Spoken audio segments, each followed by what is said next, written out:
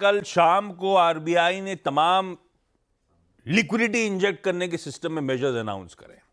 अब नए RBI governor साहब जो हैं संजय मल्होत्रा साहब पहले इंडस्ट्री सीईओ से मिले थे।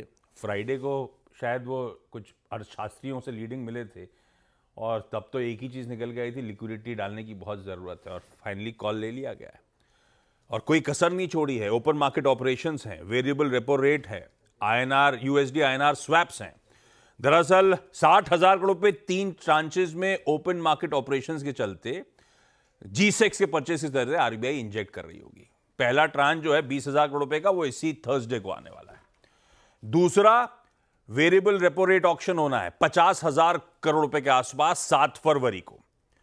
बेसिकली वेरिएबल मतलब आरबीआई फंड्स मुहैया कराएगी, मार्केट फोर्सेस डिसाइड करेंगे और फिर बैंक्स उस भाव पे बिड कर रहे होंगे।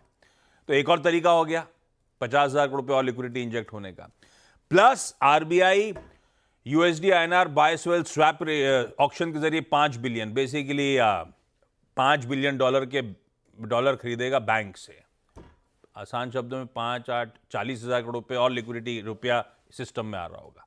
जोड़ दीजिए सबको, 60,000, 50,000, 40,000, 1.5 लाख करोड़ के आसपास की लिक्विडिटी इंजेक्ट करने की तैयारी। और अब तो कई लोग कह रहे हैं प्रीकर्सर हो सकता है, नेक्स्ट लॉजिकल स्टेप हो सकता है रेपो रेट में कट। वो खैर ये सब बाजार सोच रहा होगा, रिएक्ट कर रहा होगा। इनमें से वेरिएबल रेपो रेट ऑक्शन की बात आरबीआई पहले कर चुका था, डेट सामने आ गई है। बाकी सब एडिशनल मेजर्स अनाउंस हुए हैं कल। तो ये भी अच्छी खबर है भाई साहब सिस्टम के लिए, नकदी की किल्लत से जूझ रहे सिस्टम के लिए। कल मार्केट्स की जो चर्चा हुई थी अपनी सुबह 7 बजे, उसमें यही बात हुई थी सेल ऑन राइज की रणनीति होगी।